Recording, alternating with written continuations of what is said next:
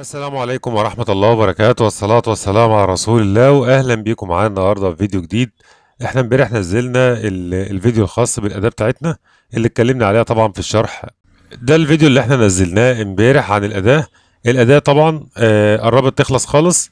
بإذن الله قريب جدا هيتم تنزيل الإصدار المجاني من الأداة طبعا هتكون الجزء بتاع الام تي كي مجاني، والجزء التاني كله اللي هو سامسونج وهواوي واس بي دي وفلاش والكلام ده كله هيكون ده مدفوع مش مجاني، وهيكون بسعر رمزي جدا وبدون اي مشاكل. لكن الجزء الام تي كي هنسيبه زي ما هو بعد اضافة معالجات تانية كتير مجاني. النهارده معانا اداة بسيطة كده بالنسبة لأجهزة سامسونج هنقدمها لكم. تعالوا نشوفها مع بعض.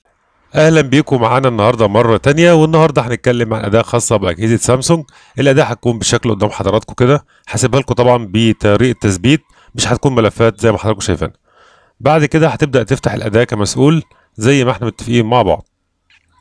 هنبدا نفتح الاداه هتفتح بالشكل الجميل جدا اللي قدام حضراتكم. الاداه دي هتقدر تعمل ازاله للاف ار بي لعدد كبير جدا من اجهزه سامسونج، زي جهاز A01 وطبعا M01 وطبعا A0 وطبعا A3 وA02 وM02 وA12 وA31 وA32 وA32 جي وM32 وM32 5G وA22 وA22 5G وA03S. طيب ايه هي العمليات اللي ممكن اعملها كمان؟ تقدر تعمل قراءة للجهاز بتاعك، تقدر تعمل ازالة للاف ار بي اللي هو حساب جوجل عن طريق طبعا تفعيل وضع الاي دي بي، وبعد كده تقدر تعمل ايقاف للتحديثات اللي موجوده على الاجهزه، وبعد كده تقدر تعمل اعاده تشغيل الى وضع الريكفري لو الجهاز بتاعك فيه مشكله في الزراير او فيه اي مشكله، فتقدر تعمل اعاده تشغيل علشان يدخلك وضع الريكفري. تقدر تعمل اعاده تشغيل للجهاز. طبعا تقدر تعمل لاجهزه بيكسل اللي تبع شركه جوجل اللوك طبعا للشبكه بتاعتها، وتقدر تعمل شيك فور ابديت البحث عن ابديت لو في اصدار جديد نزل من الاداه. وطبعا ده الموقع بتاعنا، تقدر تضغط عليه كده هيدخلك على القناه بتاعتنا.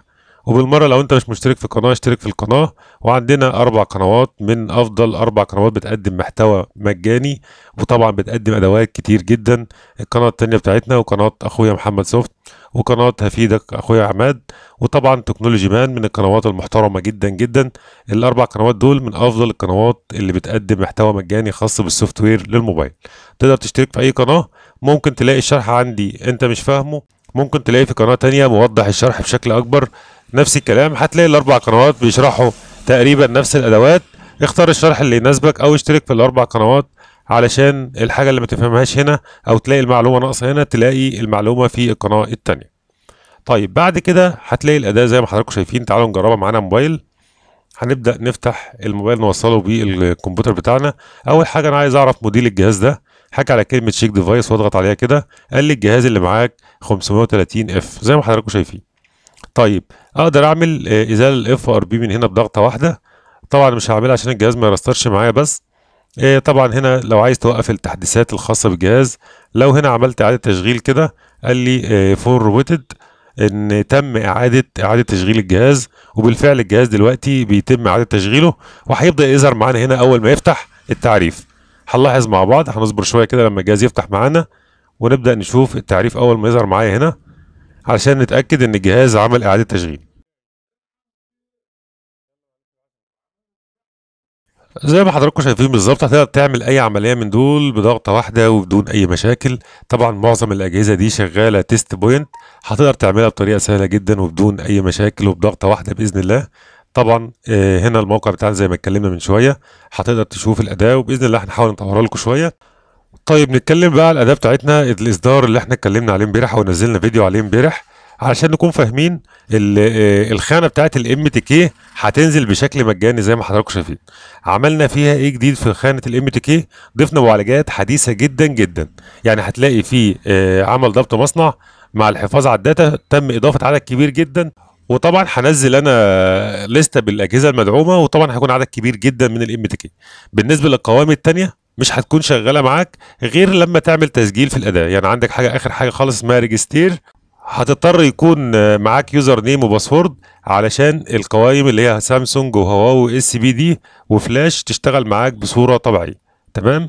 لكن الاصدار اللي هينزل هيكون الام تي كي مجاني. تمام. طبعا ضفنا لكم زرار ستوب هنا اهون، لان في ناس طلبته مننا اكتر من مره ان يكون في زرار ستوب. حاولت اعمله لك في كل العمليات. طبعا هتلاقي في قائمه هواوي اجهزه كتير جدا. يعني لو شغلنا الاداء مع بعض كده، لو شغلنا الاداء مع بعض زي ما حضراتكم شايفين، هتلاقي مثلا اجهزه سامسونج فيها كل العمليات الخاصه باجهزه سامسونج. هتلاقي طبعا الحمايات الجديده، تفعيل وضع الاي دي بي، وعامل لك زرار ستوب هنا كمان في قائمه سامسونج. بالنسبه لهواوي هيتم اضافه اجهزه كتير ومعالجات كتير من كيرن زي ما حضراتكم شايفين، معالجات كتير جدا. وهيتم اضافه احدث اصدارات معالج كيرن في الاداء باذن الله قريب جدا. الجميل والمميز في الاداء انها بتدعم الاس بي دي، وكمان احدث الاجهزه. عندك ريلمي سي 21 واي، الثلاث فيرجنات بتوعه موجودين. فهتلاقي كل موديلات الاس بي دي سواء اي تيل، الاجهزه الزراير كلها هضيفها في الاداء زي ما حضراتكم شايفين. وطبعا العمليات اللي احنا بنقوم بيها في الاس بي دي او معظم الاجهزه يا اما ريموف اف ار بي، يا اما فورمات للجهاز. فهتبدا تختار الموديل بتاعك او المعالج بتاعك على حسب الجهاز اللي معاك.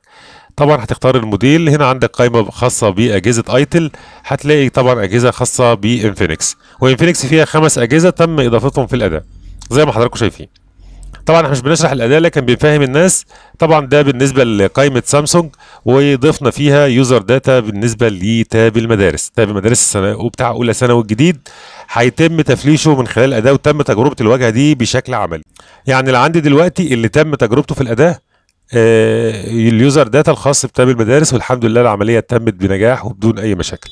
عاملين قائمه خاصه باليوزر داتا الخاصه بتاب الوزاره الجديد بالنسبه لطلاب الثانويه اللي عايزين يعملوا ضبط مصنع لتاب الوزاره. الجزء ده خاص بيها. تمام. فالقوائم كلها هتكون مدفوعه ما عدا قائمه الام تي كي. عايز تكمل معانا باذن الله بنرفع السورس على السيرفر، وبعدها هنفتح باب التسجيل اللي هيسجل في الاداء. طبعا هيكلمني او هنعمل وكلاء لينا باذن الله علشان خاطر نكتب يوزر نيم وباسورد. هنا هتلاقي القوائم دي كلها اشتغلت معاك بدون اي مشاكل. لكن في المرحله الاولى هيتم تنزيل الاداء زي ما وعدناكم مجانيه بالنسبه للام تي كي. القوائم الثانيه لسه تحت التطوير، وبيتم اضافه معالجات كتير جدا بالنسبه لاجهزه هواوي. الوقت قد ايه علشان الاداة تشتغل معانا؟ الاداة هتاخد وقت باذن الله حوالي شهر ونص، شهرين، وهتكون نازله على القناه. لكن انا هنزل الاصدار ده علشان الناس اللي عايزه تشتغل باضافه المعالجات الجديده بالنسبه للام تي كي. فطبعا بكره باذن الله هنزل فيديو بالاداة وبالرابط بتاعها علشان الناس تبدا تشتغل بيها. وبعد كده هبدا اخد تسجيلات من الناس علشان اسجل لها في الاداة، بحيث اول ما ينزل تحديث تشتغل معاهم باذن الله بدون اي مشاكل.